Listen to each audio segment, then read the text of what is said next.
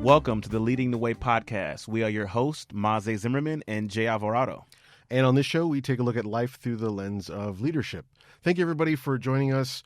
If you're watching, please like and subscribe. It's really going to help us out a lot.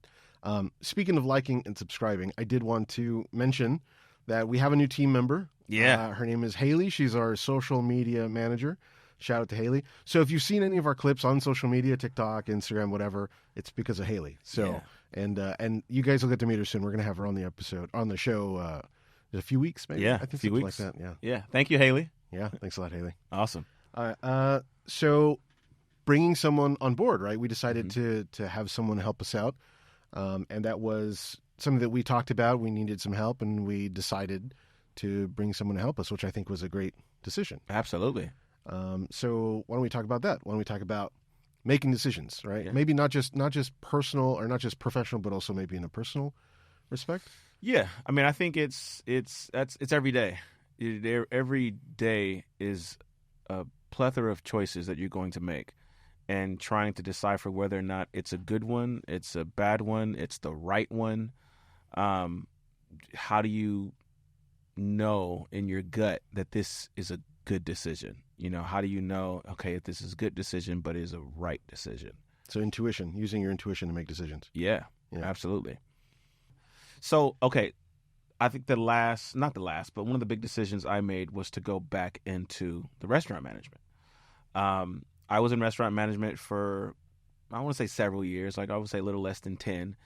And I had joined a concept and just had a really bad experience. I mean, it was just horrible. I mean, operations, just how it was run, everything was just good. Just left a bad taste in my mouth. And I left that job saying, "Is that a restaurant joke? Left a bad taste." Right. Yeah. And I left that job saying what I say I never should say, or you should never say, is I'll never go back into restaurant management. Which is something that I said myself. Like I was like, I'm not doing it. And I did a few other jobs in the meantime, and I just kind of did what I wanted to do, try to kind of find my way in a way. And I was already married, and then we got pregnant, and we're expecting our first child. And it was like, all right, well, I got to get all of my ducks in line. I got to make sure I have a steady income. And I remember telling myself, well, I know what I'm not going to do. I'm not going back into restaurant management. I'm just not going to do it. And it took me, I would say, about we found out in August. It took me till late November to make the decision to go back into restaurant management. And I had to really think about it and really like, all right, what should I be doing? And I was going down the list of things, and I'm just like a bunch of no's, like no. Well, like what? What we were afraid was going to happen if you went back? Well, the first thing I thought it was music. And then I'm thinking, all right, and the first thing that comes to mind is steady income. All right, well, I didn't want to teach. So that automatically was a big chunk of that possibility. I didn't want to do that. And it was just, okay, I can do this, but it's not going to give me enough income to really be able to support. And so I went back to, okay, what do I have experience in? What was I good at? What am I good at? And it kind of kept leading me back into restaurant management. And even my wife was like, all right, if you go back into restaurant management, you know what's going to take. It's going to be the long hours. It's going to be the late nights. Yeah. And I literally just I was like, all right, well, where have I had a good experience consistently? And I kind of narrowed it down. And so I applied the concept that I'm at now. And I remember when I was in kind of the pre-screening interview process, they were like, all right, what's 2 things that are most important to you? And I said, well, 1, work-life balance. We're expecting our first child, and I want to be there. I don't want to be the father that's just never there but always at work, but everyone's, taken care of. Right. So I said work-life balance is 1, and people is the other one. I got to enjoy who I work with. And, they said what they should say was, those 2 things are very important to us. Well, that's what you have to say. You can't say, well, that's not the place here. We don't care about people, and you're always going to be at work. Yeah. And then, very quickly into the training program, I realized, this is actually true. And it just kept kind of validating what they said. No, we really care about people, and we care about what goes on outside of, what you do. Yeah, because a lot of companies will say that just to Yeah. entice you, to get you to sign up, but like it's hardly ever the reality. No, and it's not the reality for a lot of people. Yeah. It's where you've got to, especially for me, as a father, there's that aspect of I got to be able to support my family. Right. And that was important, but then I have to be happy with what I'm doing. If not, I'm going to come home angry every single night. Yeah. And then they're going to get the worst of me every time I come home. But I had to meditate on it. I had to sit on it. Like I said, we found out in August. I didn't make the decision till November. And I had to, for me as a person of faith, I had to pray on it and make sure this was the decision that God wanted me, to take. But I had to really put it on paper and say, all right, what is the good? What is not necessarily the bad, but like, what is the benefits of doing this? Yeah. I get the steady income. I get this, okay, what are the things I know are going to come that I'm not going to enjoy? Inventory, right? I don't like getting up at 4:00 in the morning, but it's a part of the job. I know I'm going to have to do this. And just how to just put it all on paper and see which list is longer, the pros or the cons. And then that gut feeling, that intuition, well, a gut feeling is not just nothing. It's not just a space where it's just random. The gut feeling is information. The gut feeling is experience. The gut feeling is knowing what you've done this before. What are those lessons that you learned? And then make a decision. And I was in a similar boat because after having the restaurant with my ex-wife, I thought to myself, I don't want to ever go back into the restaurant business. So I went back to doing film, and I was doing video production and stuff. And the place I was working at, that job ended. Mm-hmm. And I had the decision to make, because video production, film production, those jobs are kind of hard to get. And this was, I think, like right before the last strike in the film industry. Yeah. So it's kind of good timing. I had to find something else to do because I was running out of time and running out of money. Mm-hmm. So it was kind of forced back into something. Well, I've got a lot of experience in the restaurant industry. It's something I know I can go back into. But I wasn't planning on going back. How long did that take you?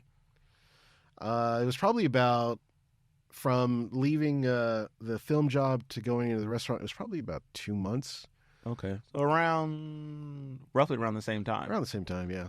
So I was just kind of like depleting my savings and stuff, and I said, okay, I kept trying to do my own projects on the side, but those take time to make any kind of money, and you got bills to pay. So that's why I decided to go back. And so then you went into the restaurant industry. Yeah. All right. And so I want to make sure I have the timeline right. So you left the restaurant industry. That's when you were owner-operator. Right. And then you left that, and what did you immediately go into after that? I immediately went into film production. That's what's film production. Yeah. And then you stayed in film production for how long? Oh, man. How long was that? It was probably close to a year or so. A year? Yeah. And then... a little over a year. Why'd you leave? When I first started going into it after I left the restaurant, I was getting a lot of... like, I don't know what you'd call them, like independent. I was like working as a freelancer. So okay. I was getting hired onto different projects, working from place to place. So I wasn't really working for a company. It wasn't like a steady 9 to 5. Mm-hmm. Like one company, I did like this documentary style thing for them, and they flew me out to San Francisco, and it was great. So I was doing jobs like that, and they pay really well, but they are very few and far between. They're not steady. So I ended up, okay, well, I want to keep doing this because I love film production, right? Mm-hmm. Video production. So then I did find like a steady job producing videos for a company for their YouTube channel and stuff. Yeah. And that was great. But trying to find the balance there between, being creative and having bosses and having things that you have to do, whether you like them or not, it was kind of tough, but it was a job, and that's what I was doing. Unfortunately, like the bosses that hired me, they weren't interested in a lot of the creative work. Mm-hmm. That happens a lot in the creative, like not just with film, but back when I was doing graphic design. Yeah. You have, quote unquote, I said it again, quote unquote. You have suits who are in charge of the business decisions. Yeah. They don't care about creativity. They don't care about any of that stuff. They don't, they can look at a piece of art and not know what it's about or why you're doing it. Mm-hmm. And which is fine. That's what they do. They're business people. That's what they're good at. Yeah. But you usually kind of clash when you're trying to there's a reason why you're trying to do something, and they're just looking at the bottom line or budgets, and it kills creativity. It really does. It's funny. You did all that. So you did the film, and then you went into the restaurant industry after that. Yeah. And then you went into teaching. Right. And so for me, it's not necessarily a balance between good decisions and bad decisions, but more of good decisions and right decisions. And so I have a quote that I just always think of whenever I'm trying to make a decision is a good decision doesn't necessarily mean it's the right decision, but the right decision will always be a good decision. And so when I left restaurant industry, I made, for the most part, a bunch of good decisions, right? I got myself a job, or I did this, I made consistent money. And then from that good decision, another good decision. I did this for a while, right. Banking. From that decision, another good decision. I did this.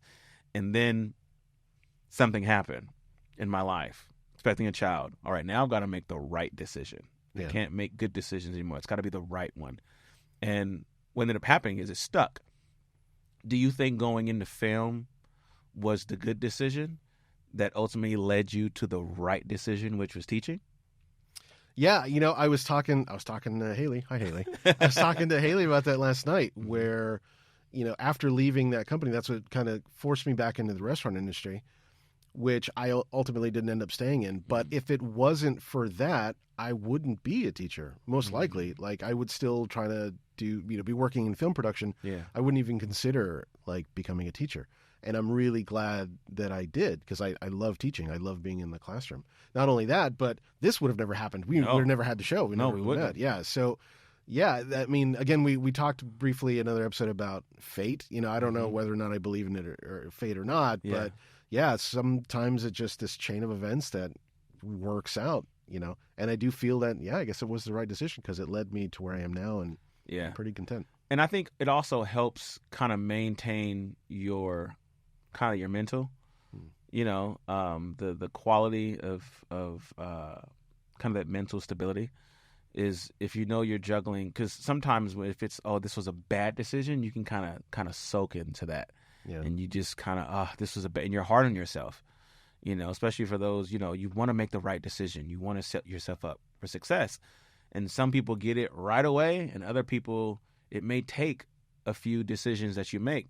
But if it's black and white, if it's, this was a bad decision, you can kind of get discouraged in the process of finding the right decision, because I made a bunch of bad decisions. What? It wasn't necessarily a bad decision. It was a good decision. It just wasn't the right one. And so for you made what seems to be a bunch of good decisions to get yourself to the right position. Right. Decision that led you to everything that's come. Or maybe they were bad decisions that led me to the right place. Yeah. Not every bad decision is a terrible thing, right? Yeah. I mean, that's how we learn. Yep. I mean, as long as you come out okay on the other side, you do learn from it and you grow. So maybe, this stuff, I needed to go through some of those things. I needed to find those struggles, those challenges, learn how to overcome them, because now I'm in a position where, I'm teaching in a classroom, and those are life lessons that I can apply, and I can hopefully teach to some of my students as well. Yeah. I'm okay. It felt like disaster struck, but in the grand scheme of things, I was okay. The whole most time I was okay. There wasn't the huge disaster. I didn't go homeless. I didn't think maybe came close, but but it's fine. It worked out in the end, and those are things that I can learn from, I can grow from, and I can hopefully help others. And so, in making good decisions and making the right decision, there's that intuition part that we spoke about earlier. And I think intuition is something that can improve, right? Your intuition can become better. Because as you make more of the right decisions, your intuition kind of improves. You learn the lessons throughout life. How do you improve, or how did you improve your intuition as you gotten older, as you decided to make better decisions? Because the goal is to make less bad decisions, right, and to make be more conscious of what you're doing and decisions that you make in life, because every choice you make has a consequence, right? And so, how did you improve that intuition to make better choices to ultimately reap better consequences?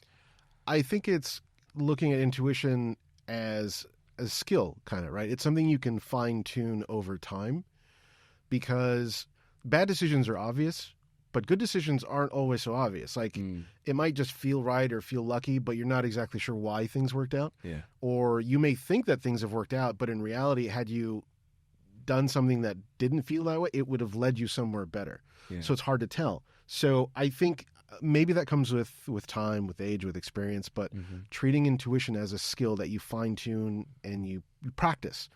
And practicing intuition is kind of like taking chances, right? You got to be prepared to fail. So you go with your gut, you don't know if it's going to work out. And over time, if you've done that so many times, you can it's kind of like looking at the data. Okay, I trusted my gut. It didn't work out here, but it did work out here. And you kind of fine tune it and you learn like when to trust my gut, when not to, when to ignore my feelings. Because I might feel, whether it's a person at work or a project, I may feel, hey, this is the right thing for me. I really feel good about it. I should do it. But everything's telling me, it's probably not a good idea. Yeah. And I'm like, I'm going to ignore that and do it anyway because I feel good about it. That isn't always the right way to go. And that's, trying those things or not trying them, seeing what your failures are, what your successes are.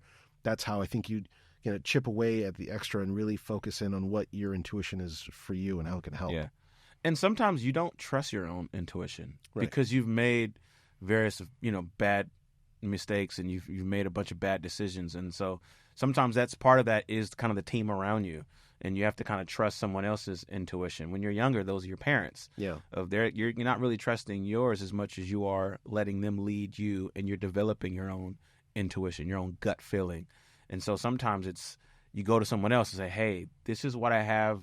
I'm going to need help with this because I don't know.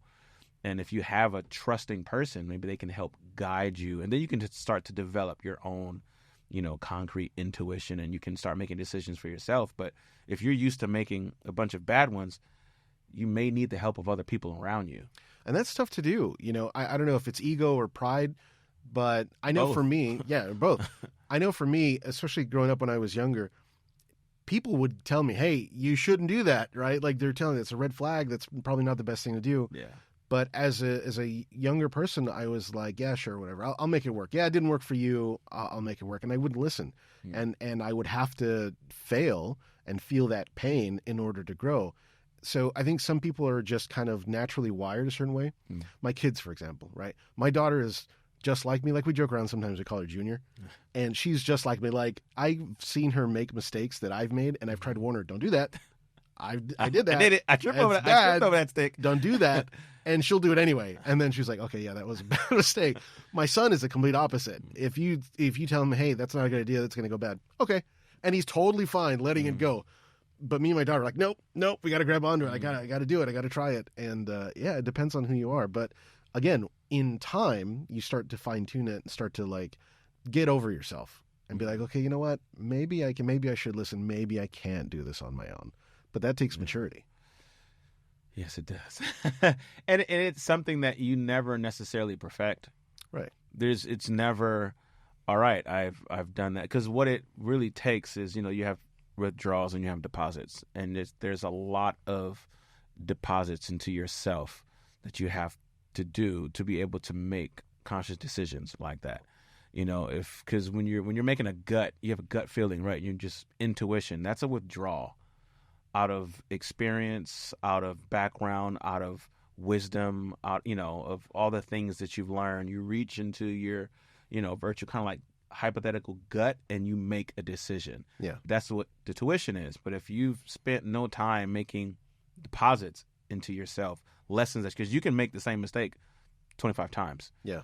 If you've got to find the lesson. And that's okay. I mean, that happens. That's okay. Like I'm at a point now in my life where I'm not afraid of bad decisions anymore. And I don't think that's something that we should be afraid of. Yeah. I think ultimately what you have to, before making a decision, like, is this going to hurt anybody? If it is, then don't do it. Or is it really going to hurt me?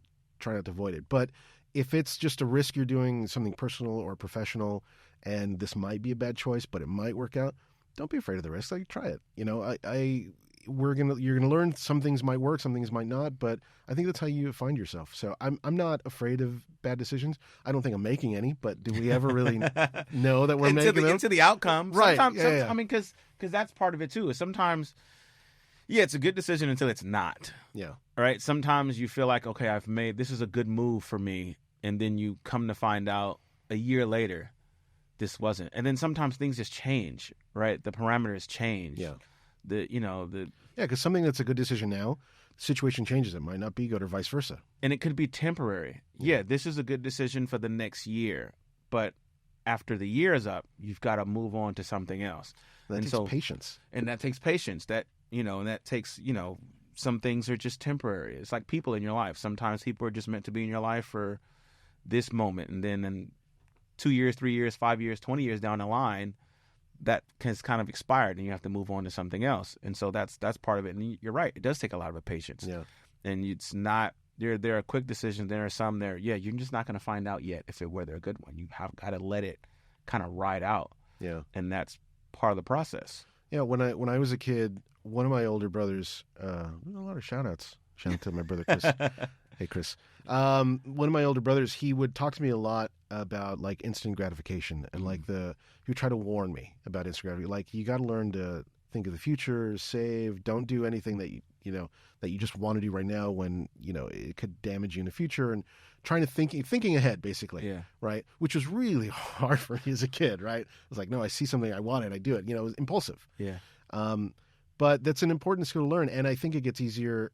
I keep trying to say like when you're older, but it doesn't have to be when you're older. I think you have enough experiences, whether experiences are spread out over your lifetime or you just have a lot of them all at once. Yeah. I think it's experience that teaches you, you know what, I can learn to wait and be patient. Like I've never been able to save money. I've always been terrible with money. In my marriage, like my wife was in charge of that because I have no idea, right? I never know how much is in my bank account. Like I'm really bad at it. But now I'm at a point in my life where, you know what, being a teacher, for example, so most teachers get paid all year. I'm what's called a CTE teacher. It's a different type of teacher. Yeah. So right now, they're hoping to change it. But right now, I don't get paid over the summer. So during the school year, I need to save money to cover all my bills over the summer, which is something 10 years ago, maybe even 5 years ago, I couldn't do. There's like no way. Like I wouldn't be able to have that money, see it, and not spend it, right? It's just learning that patience and having those experiences of like in the past when I've been broken, what happens, Yeah. Well, also the terms have changed. I mean, before it was a completely different situation that you were in life. And so we're now you're kind of forced to find the lesson and learn the lesson and move on and grow, because you can make the same mistake a bunch of times and you've got to find the lesson. That's where the wisdom comes from. Yeah. You've got to, and I think that's kind of the rate of speed of, where it becomes age. It's like, it wasn't really age. You just now decided to find the lesson in it. And sometimes that takes time because you just can't find, why was that where did I go wrong? Accept it. Because sometimes you see it, but you don't care, or you're just being stubborn. And the stubbornness of, oh no, it was me. I should have tried it this way. And it was like, no, you just have to move out of that and do something else. Yeah. Whatever that is. But it does take time, because sometimes there's not, this sounds weird, but there's not always a solution. Sometimes things are going to happen regardless of what you do or don't, right?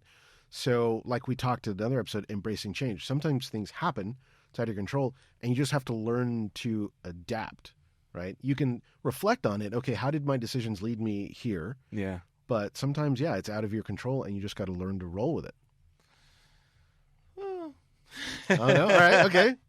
Yeah, it's not always easy. Sometimes it's right in front of you, and you can grab it, and you know it, and you understand it. Sometimes that is not the case. Sometimes it does take some months for you to just kind of meditate and sit on it. And you've got to know you. You've got to know what you need, what you want, what you don't like. You've got to be self-aware. Yeah. You've got to have that emotional intelligence to be able to sustain those journeys. Because if not, you're going to fall apart every single time. Yeah. Every single time. And it's a balance, right? Trying to balance your intuition versus like your rationality. Yeah. Think your calculating brain versus your emotional one. Mm-hmm. But I love the fact that you brought up self-awareness and emotional intelligence, and I get to do it this time. We're going to talk about that next episode. That's a good one. It's my turn. I thought I'd throw it to you this time. I got it. Good pass, good catch. All right. So that's it, folks. Tune in the next episode. Again, like and subscribe. It really helps us out, and we'll see you soon. Yeah, absolutely. Peace.